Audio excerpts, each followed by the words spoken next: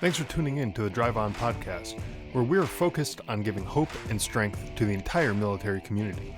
Whether you're a veteran, active duty, guard, reserve, or a family member, this podcast will share inspirational stories and resources that are useful to you. I'm your host, Scott DeLucio, and now let's get on with the show.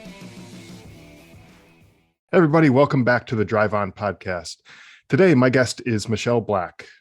Being a Gold Star brother, Michelle and I share a distinction that no one wants to have by being a Gold Star family member. Michelle is a Gold Star widow whose husband, Bryan Black, was killed in 2017 in Africa under some rather unusual circumstances, which I'm sure we'll get to in just a bit. She's also the author of the book Sacrifice, which is an in-depth, basically an after action report that came out of the attack that killed her husband and the events that followed after that. So welcome to the show, Michelle. Thank you so much for having me on. I'm really appreciative of being here. Look forward to this talk. I always like I said before we started recording here, I always like having people who have a story to tell, and people like yourself who are fortunate enough to be able to tell a story in place of someone who's no longer here to be able to tell their own story. And I think that's something that needs to be done. These stories need to be told, and I'm always happy to have people like yourself on who are willing to share their loved ones' stories. So for those who aren't familiar with you and your story, why don't you tell us a little bit about yourself? So my name is Michelle Black, and as you stated earlier, I am a widow. My husband, Bryan Black, was killed in October 4th, 2017, when his Green Beret team was ambushed just outside of Tongo, Niger in Africa. He was killed along with 3 other Americans and 5 Nigerians. So that day we lost my husband, Staff Sergeant Bryan Black, Staff Sergeant Dustin Wright, Sergeant First Class Jeremiah Johnson, and Sergeant LaDavid Johnson. It was the largest loss of life on the continent of Africa since the Battle of Mogadishu, also known as Black Hawk Down.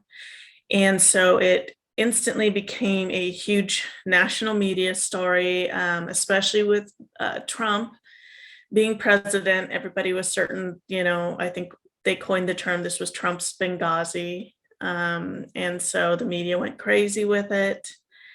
There were multiple things over about 8 months of investigating that happened. Trump called the family members. There was an argument between him and one of the widows. Then the media started saying that this was a team who were a bunch of cowboys that had gone rogue to wanting to hunt down a terrorist on a kill capture mission, basically trying to trick their higher ups. And then there was a headcam video that was stolen off the body of Sergeant First Class Jeremiah Johnson by the militants, and they made a propaganda video out of it, which CBS News then released on TV, and which, by the way, multiple people saw, and I detail that in my book about like my husband's mom coming home from work and seeing her son die on national TV. So then that spread across YouTube, Facebook, Twitter, every form of social media, and still it pops up all the time. I'm pretty sure my children have seen it, at least my oldest autistic son. So they get the option of seeing their dad shot in the head anytime they want. And then AFRICOM ran an investigation into themselves. And when we were finally briefed 7 months after the fact, they lied to us. And then the commander of AFRICOM went on national TV and said, my husband's team was not indicative of what special operators do. So. Yeah. So, that is a lot. And this, again, this is all detailed in your book. I read, or actually I listened to your book. I got the audio version of it, but it's an incredibly detailed account of what took place, not only just on the battlefield where this took place, but also what took place afterwards. The investigations, the reports that came out, and the things like the media coverage and how they released the this propaganda footage that was taken off of one of the soldiers. It went through all of that, and one of the things that I think your book does really, really well, it does a lot well, but one of the things is it lives up to its title, the sacrifice. Not only do you paint a clear picture of the sacrifice that's made when the soldiers are away from family on training or deployments, which is typical, you kind of expect that in the military, but also the sacrifice that the families make when they don't make it home, and when the soldiers don't make it home, I should say. And there's an awful lot of sacrifice being made all around throughout the military. Um, Tell us about that kind of angle of it. Like, what is the purpose behind the book? I know you are trying to get the truth and the information out there, but you did more than that, and I think you talked a lot about the sacrifices that were made. How did that come about in terms of the book writing process? So I really wanted to do several things with this book, and I'm glad to hear that I did them well because that was my goal. You hear constantly bridge the gap, bridge the gap. How are we going to bridge the gap between the civilian and the military world? And I came from, I grew up about as far from the military as a person could. I didn't even know anyone who was in the military at all growing up. And my dad was like, don't marry somebody in the military because then they're just gone all the time. They're basically marrying and leaving you. And I was like, oh, okay, Then I married Bryan. And then, a couple of years later, he joins the military. And my dad was not happy about that. He was like, no. But yeah, I grew up, in California, where, just we were all about sports and out having fun, and service wasn't part of that equation. And so to go into this military lifestyle and learn everything I learned, and then be on this end of it, which, I think you go in and you think, when people are in the military, you think, oh, a lot of them die. That's what I thought. And here I am now. I'm like, no, this is really rare. And how crazy it is that I went from having never experienced the military in my life to now being on this end of being a Gold Star widow and being completely submerged. I'm the ideal person to write this book that bridges the gap between the civilian world. So a civilian can pick this book up and say, oh my gosh, this is what it's like to walk onto a military base for the first time, and this is the experience you will have, and this is what you'll feel and see, and this is what I can equate it to. And being able to take the military jargon, like the acronyms, and break those down, because I mean, honestly, even as I began to interview the men, they just speak that way. And as a military spouse, I mean, I imagine if I grew up in the military with a military parent, then maybe I would know some of these acronyms, but they're just throwing them out left and right. Oh, SIGINT, HUMINT, this, that. And I'm just going, okay, and the EFON, and I'm just going, okay, and I just recorded it all. And then later I'd call up sheepishly and, well, what's EFON and what's SIGINT? And, because I couldn't, some of the stuff I couldn't Google, and, or I'd Google and it was wrong. You'd see like 20 different like military versions of this, but they were actually meaning something different. So yes, Google is not good for everything. No, do you think? But yeah, so this book, my goal was to, bridge that gap between the military and the civilian world, so that civilian people could come in, read this book, and say, this is why this matters. This is why it matters when our military doesn't tell the truth, because this is what sacrifice actually looks like for these families. And also for those who are wondering, like, what really happened here? Because everything was bad Captain Perazini. And he is one of the best men I've ever met. And he was incredible at his job, still is. And there's a reason he still continues on at the job and gets promoted and overcomes all of these go mores that they threw at him. There's a reason. It's because A, he did nothing wrong, and B, he's incredible at his job. He's a huge asset. And so my goal was to change it from bad Captain Parazzini and pull out the person who was responsible, Lieutenant Colonel Painter, and say, Niger does not fall on the head of Captain Parazzini. It falls on the head of Lieutenant Colonel Painter. And I wanted to paint, ironically, a very clear picture of why. And so I hopefully those are the two things I managed to do well. Yeah, and I think you did those two things very well in the book, and it was really great to hear all the different sides of things. You know, when I first started listening to the book, I wasn't sure exactly the direction it was going to go in terms of you know, how in depth it was going to get in terms of the interview process that you did, and learning about the actual details of what went on the ground during that mission from the people who were there.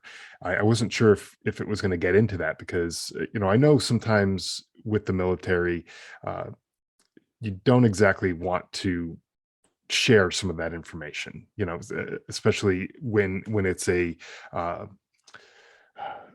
maybe a contentious kind of thing, you know, that's going on, and investigations are happening and stuff. You may not necessarily want to share. So I wasn't sure what you were really going to get out of the guys who were there, but they gave you a lot, and that interview process got a lot of information out there. And as I was listening, I just kept finding myself thinking that I couldn't believe some of the failures in leadership that took place throughout the whole mission, or several missions that took place in that time period. But it got even worse when those same people were passing the buck down on the lower people down the chain of command, and trying to pass the blame down. It just really just blew my mind that this type of thing would happen. You know, I've seen some bad leadership in the past in different stories, different examples that I've seen along the way, but I think this one takes the cake. This one was just, it was hard for me to just imagine that this is what happened, and I'm not doubting it in any way, shape, or form. I'm just saying, like, it's just such a like such a terrible situation to have gone through, and you know, knowing, especially the guys who were on the ground, knowing that the mission wasn't a good mission, and they kept bringing it up to the chain of command, and it kept getting denied, and they still had to go out on these missions. It just baffles me. Yeah. Well, and you know, I think a lot of people look at the book, they look at the cover and they say, oh, this is going to be a story on loss. And the first few chapters are that's what it is. But I had to tell it in a way that was really chronological, because I wanted you to feel and see what we were going through as family members, as far as, okay, this is what we're being told. Okay, this is, and it kept changing. And I wanted you to see the realization as I hit that point where I'm being lied to in my brief, and I'm still holding on to hope. Like, okay, they're not going to punish anybody. This still isn't really making sense. I think they're lying to me, because the lawyer is talking over the actual investigating officer, which is not a good sign. And he's trying to do it in a sneaky way, like behind everyone's back, except I can see him, and I don't know if he realizes that. And so there were a lot of strange things going on, and that's why I walked it. The beginning was kind of a slow roll, is because I wanted everyone to kind of live it, so to speak, and that way you felt the frustration and that heartache over, like, just be honest, just tell us. And to lay it out the way they did, and then tell it the way that it actually happened, and do it minute by minute, as detailed as possible. That way, when you realize what happened, you're like me, where you see like, oh my gosh, this is a whole different story than what we were given, and I think really they it's like AFRICOM wanted us to focus so much on that first con op, and then so much on not worrying about the mission they were sent on, and whether it was a bad mission with bad intel, or lack of intel, and bad well, complete lack of assets, and no real solid plans. They wanted us to not see that at all, but instead focus in on incremental things that they said Captain Perzini did wrong, which cost lives. And Yeah, it was oh, go insane. ahead. Yeah, it certainly was insane, to read all of this, or listen to all of this, and hear all of the things that just went wrong. But uh, another thing I think that the book did really well is it almost made you feel like you were there, like you can paint that picture in your head. And when you're talking about the things that were happening on the ground, it I you were talking about at one point they were lying, hiding because they only had, you know, limited ammunition between, whoever was there, and they had a whole group of militants coming their way, and they needed to basically just hide just to stay alive. And I could feel the the stress of that situation, just from the words that were coming out of the book. It was really incredible. And so I know that you did a lot of research, and a lot of the interviews and everything, and you got it right. Like you got the information from the people who were there, because it really did feel like you were there when you're listening to the story being told. um uh, and you're right, like they were trying to say that, um that the team went rogue, that they were, cowboys, or flying off the hook or whatever. But these guys were highly trained Green Berets. And it's not to say that they couldn't have gone rogue, but that's not in the character of those people. That's not what they do. um and so it just really blew my mind to see that they were just so almost arrogant about saying how these guys were they just went rogue, and they didn't do their job, and they didn't do what they were supposed to do. It just blew my mind to read that. Yeah.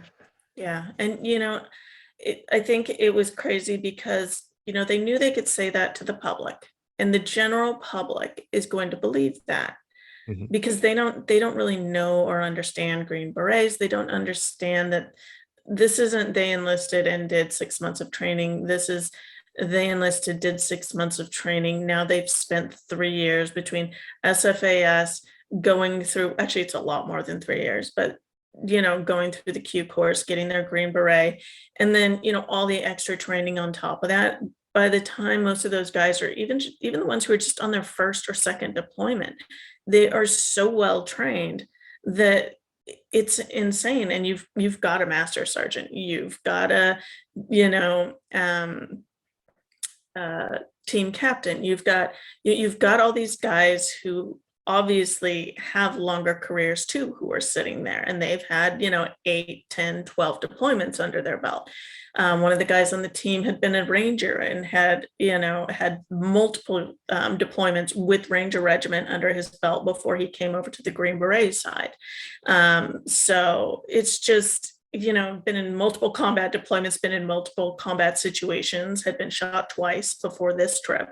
So it's just the fact that they're saying this team went rogue and that they weren't well trained, they were a bunch of cowboys. It was completely insane. And anybody who knew my husband, also, we were just, there was no way. He was a chess master. He was a chess champion his whole life. I mean, he was second at nationals by the time he was 11 years old. He was a very methodical, very planned out thinker. And so to think that he would just decide to go rogue to hunt down a terrorist is laughable. So what you Right. found were that these officers would say these things, and then as they would try and convince us, and I found out with the other families, same thing, as they tried to convince them, we're going, there's no way. So then their focus became, well, it was Captain Perazini, which is great, except also Green Berets are not known to be followers. They have a real hard time following, authority in general, especially like a brand new team captain. They would not all follow after a terrorist and, well, going rogue. It just, all of it was crazy. And when, by the time I reached out to the guys, and this was how, really, I'm so grateful to them for trusting me and for telling me their story. One thing I do have to say is that the men on the team, you know, by the time I asked them, it was May. It was right after General Waldhauser had gone on and said that, this team is not indicative of what special operators do. And it was at that point that I realized these men are all going to be blamed. And before I thought, well, as long as people aren't punished and this is a learning experience, because at that point I can't bring Bryan back. I can't make this better. It's just, let's use it as a learning opportunity and make sure that in the future, if people are in this position, this doesn't happen again. We make better decisions. But after General Waldhauser said that, it occurred to me that all these guys are going to be punished. This isn't about learning anything. It's about covering for somebody, and I'm not even sure who they're covering right now. But I want to know, I still just want to know what happened to my husband. That's all I want. Mhm. And so I went to the guys on the team, and by then they were hearing that they were going to be investigated once again. And this time they were going to have Article 15s coming their way, that kind of thing. And so they were being asked to interview once again about what happened on the ground with military officials. And so they were starting to lawyer up. And so that's when I talked to them, and I was like, well, pretty soon your gag orders are going to lift. You're going to have media personnel coming in, media people coming in and wanting to get your story. They're going to want to write the book. I mean, everybody there's a book on every story, right? Black Hawk Down, Lone Survivor, Benghazi, like someone's going to write the book. And someone's going to control that narrative. Do you want someone else? Do you trust someone else, or do you want to give it to me? Because I have no doubt I can do this. And I said, the difference between me and anybody else is I don't know what I'm doing. I have nothing to lose. And at this point, if you pull it out from under me in 2 years, that's fine, because I don't know if what I'm promising is possible. It's what I believe I can do. And so I'll keep these interviews here tucked away, and they are yours until the day I sign on with a publisher.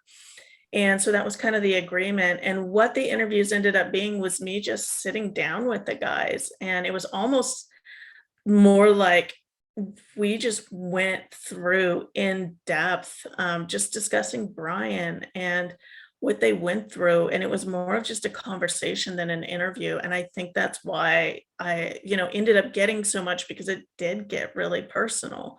Like for instance, this flag in my background there, Mhm. it's smaller than all the other ones. It was given to me by one of the guys who was back at the AOB during the whole thing on the ground. He was running communications, and he used to be with my husband on his team the first year they were out in Maradi Niger. And so Casey gave me this flag, and when we were interviewing, he was pretty upset. And I'm sure you remember this scene in the book where he's covering all the bodies. He's having to Yeah. remove them. And he had a flag that his mom had given him. And he had served alongside my husband for so many years, and he was just falling apart. And as he told me this story over my kitchen table, I mean, Casey's like 6'4", he's just a beast. And he is like, I'm like looking at him like he's one of my sons. He's just having such a hard time talking about it, and and how much it affected him.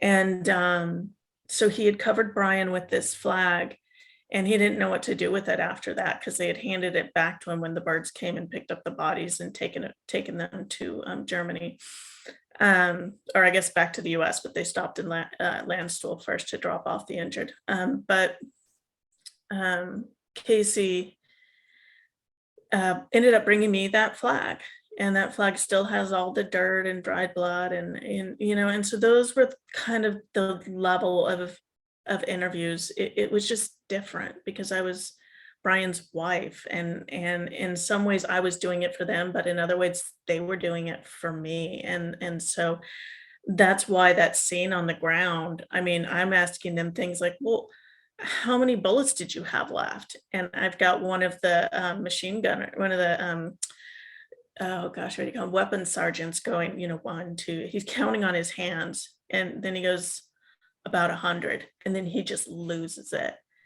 And I just thought, oh my gosh, these guys have been through so. It was about then that I realized they've probably been through far more than I have, and their grief is just as heavy as mine.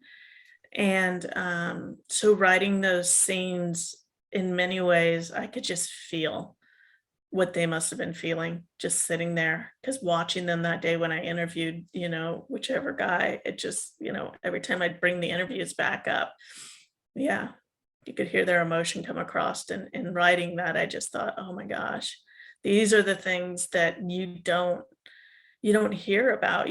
We all hear, oh, the Alamo spot, the Alamo spot. You don't even think Alamo when you're talking about it, when you're reading it. It's just, they're literally hiding in a little divot of dirt being hunted. Yeah, and that's exactly what they were dealing with. They were being hunted. The people who were coming after them were looking for them, and with only one intention. They weren't looking to uh, you know, take them out for coffee, or they were looking to kill them. That was it. And for people who are listening who aren't really familiar with uh, you know the ammunition counts and things like that, 100 rounds is not a lot of ammunition to have. Especially when you're dealing with, it was somewhere around 80 to, there was a varying numbers of people that were coming after them, but there was, My you guess know, is that all told, they were attacked by between 100 and 200 yeah, militants. And it's just kind of a moving number. No one will really say. yeah. So I mean, exactly. Even at one bullet per person, that they're still falling short in those estimates. And so, and just the way firefights go, you don't always hit your target on the first shot, and sometimes you need more than one to take that target down. So 100 rounds is not a lot of ammunition. And so when they were down to that low, that's what we were talking about, when they were just hiding in that little divot trying to go undetected. They were really there fearing for their lives, thinking that this probably was it, right? Yeah. That's kind of the There thought was process that you're one going of the through. guys told me that he had actually purposely saved a round in his pistol for himself so he wouldn't be taken, because Right. he said, I'm more afraid of being captured. And you could tell by the way he told me that he just stopped, and he's like, I don't want to talk about that anymore. But he literally assumed that he was going to use his round. And I imagine there were probably a few of them doing that, just saving around, because it was down to a point where they came, face to face with them at one point. And I mean, they were within inches of all of them being killed by the time the planes came over. Right. Yeah, that part, it was, the scene that I envisioned in my mind was almost like out of a movie, where it's like just moments before all hell broke loose, they were saved by the roaring of the jets flying overhead. And thank God that they were there, but it just seemed like it was so close. And It easily could have gone the other way for the people who did survive, um, had those jets not come, and that would Oh, have yeah. been even bigger of a tragedy. Not to say that it wasn't a tragedy to begin with, but it could have been even worse, Yeah, had I those don't think jets not any come. of them I don't think any of them thought they were gonna survive, and, Yeah. even now, as they interviewed with me and in the years since that we've talked, it just, over and over, it was God. It was a miracle. There's no way we should be here still, and if you read the book and you read that part, that's why. I mean, there's no way they should have survived, but they did. One story from the book that stood out and made me actually smile a little bit was when President Trump called you and your family to offer his condolences, and your son's reaction to that. Could you share that story? Because to me, it was one of those lights in the whole bad situation. It was just, to me, it brought a smile to my face, saying, okay, there's a little bit of good here, coming out of this. Yeah.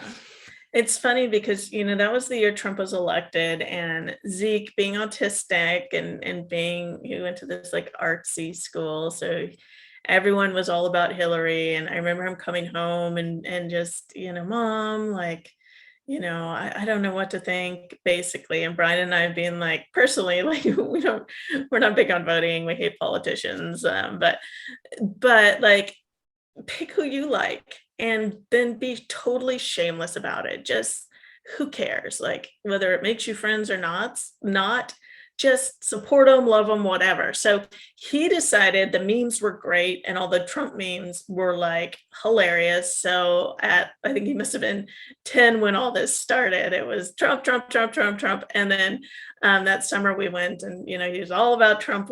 We were at DC, he wanted pictures in front of the Trump Hotel. So 11 years old, Brian was killed, and Zeke is on the phone with Trump.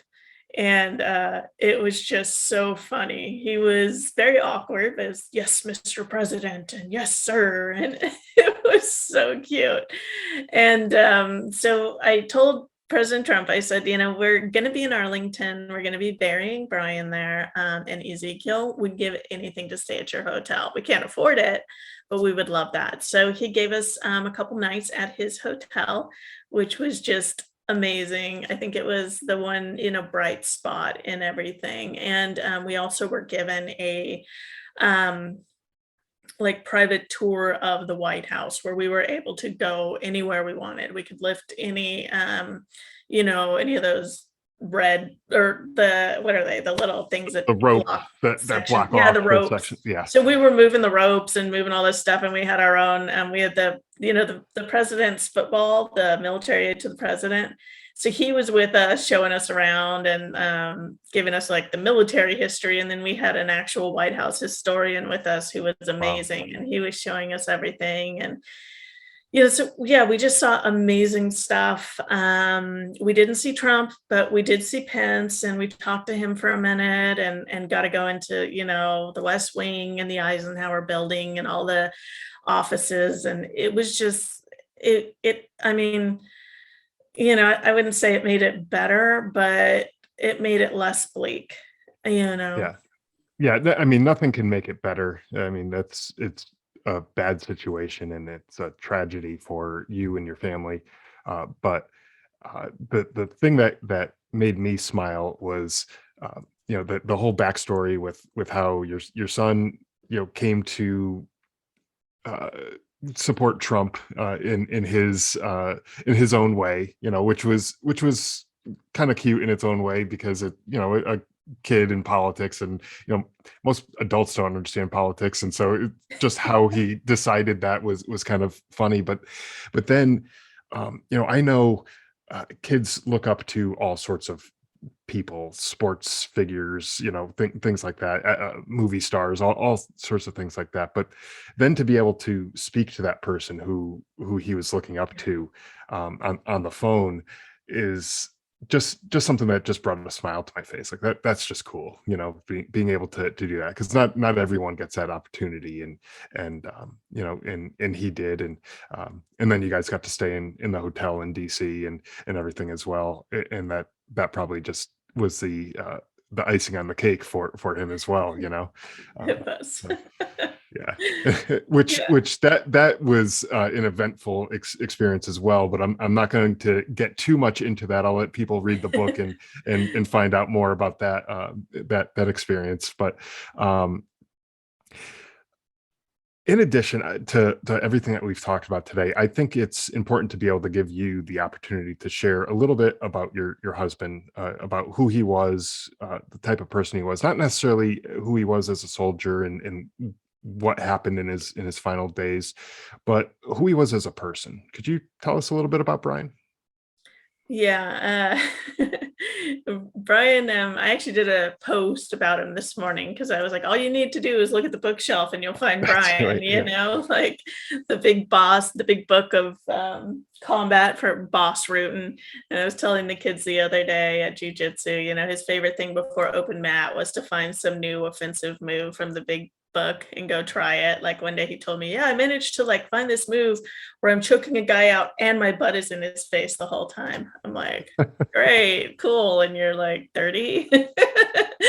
But like just silly. He was a prankster and but really intelligent. He was always working on something. So highly motivated. I always find lists around the house still. I keep all of his old like write on the rain, write and rain notebooks. And so he'd write things from like spend more time with the family, prioritize family time, prioritize skills, like less grand schemes, more practical. I mean, like total just funny notes to himself, but they were good.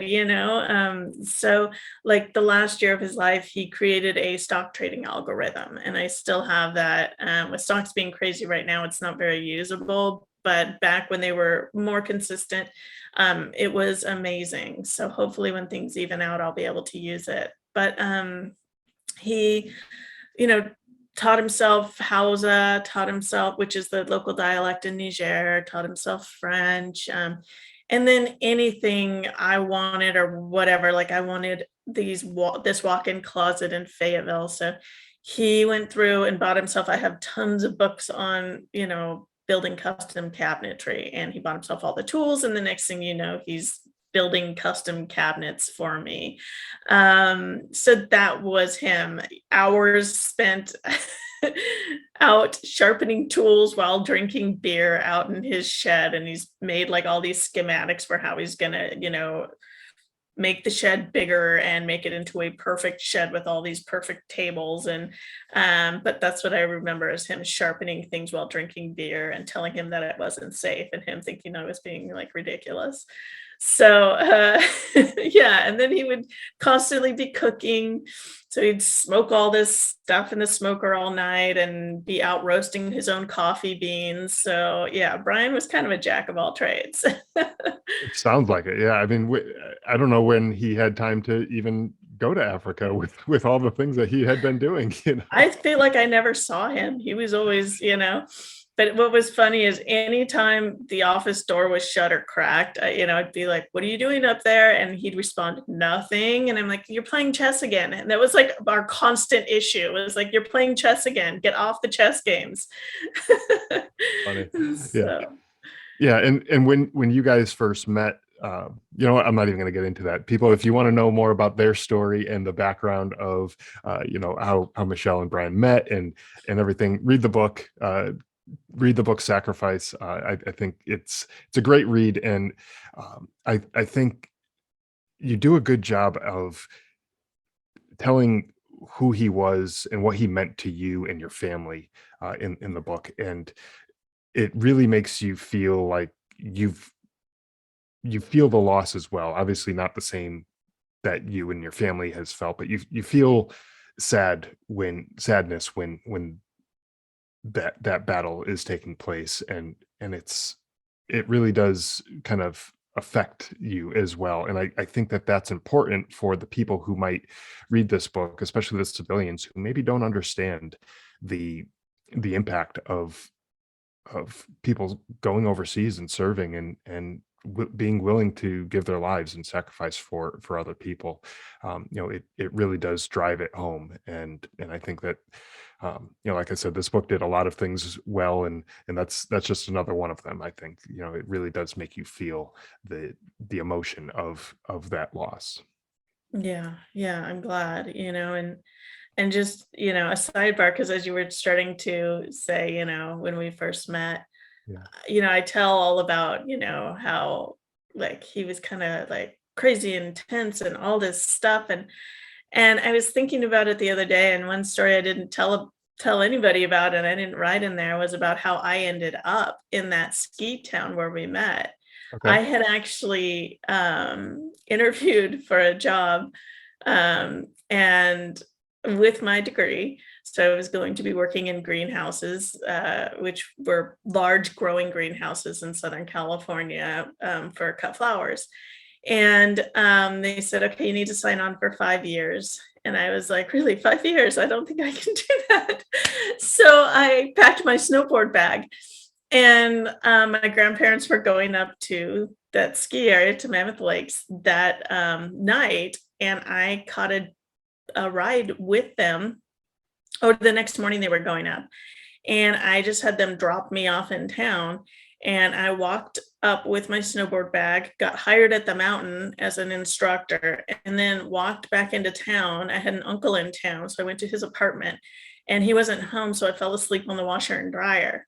And and his girlfriend found me and was like, "What are you doing?" And I was like, "Well, I don't really have anywhere to live."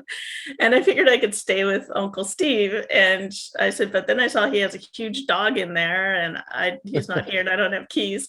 So she ended up taking me home with her, and letting me stay with her in her son's apartment, or her son's room, because he had left.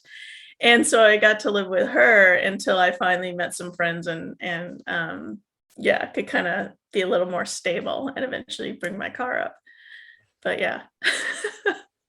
Yeah, it's a whole series of events that took place to make it possible for the two of you to meet, and there's other stories too that took place throughout your time together. And I think people should definitely get the book and read it, and learn some of those stories through that.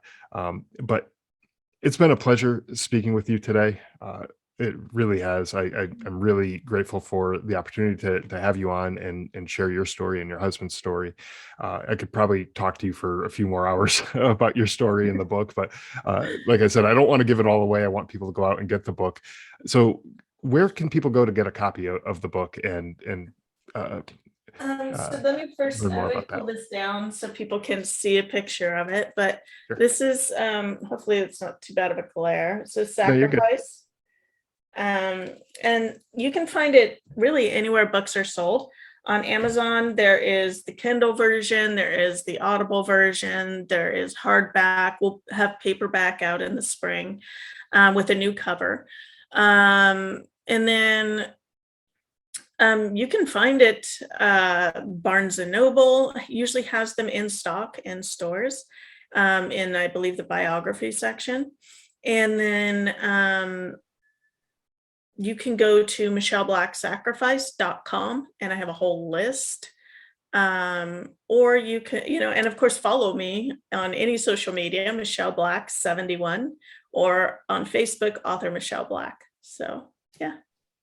I will have links to all of this in the show notes, so anyone who's looking to pick up a copy of the book, either on Amazon or elsewhere, I'll have those links available, and you can click through and get the book. You can also follow Michelle on social media. Definitely encourage you to do that and keep up with what she's up to and what she's been doing. I actually saw your post earlier today about the bookcase in the background here, and so anyone who's not watching this on YouTube, you just have to imagine a big bookcase behind her right now, or just go to YouTube and watch the video and see it. But I really appreciated you sharing that part of your life as well, with all the things that Bryan had left behind, and all the things that he had accumulated throughout his life, and not just physical books, but the knowledge that he accumulated. It was interesting to see that as well. Yeah. I mean, as my post said, our favorite date was to go to a used bookstore and peruse the nonfiction section. That's great. So yeah, we did that too much. We have too many old books laying around the house now. But yeah. Well, you can never have too many, so it's always good, and you can always pass some of that knowledge down to the younger generation as well. So, Yeah. um, anyways, thank you again for joining me. I really do appreciate it. Absolutely. I really appreciate you having me on. I love getting to talk about this and about Bryan. And it's a huge honor that the men both trusted me with this story, and that that I'm the one who gets to tell it. Yeah, absolutely. Well, you did a great job telling it, and I look forward to hearing more from you in the future. Thank you so much. Thanks for listening to the Drive On Podcast. If you want to check out more episodes or learn more about the show, you can visit our website, driveonpodcast.com. We're also on Instagram, Facebook, Twitter, LinkedIn, and YouTube at Drive On Podcast.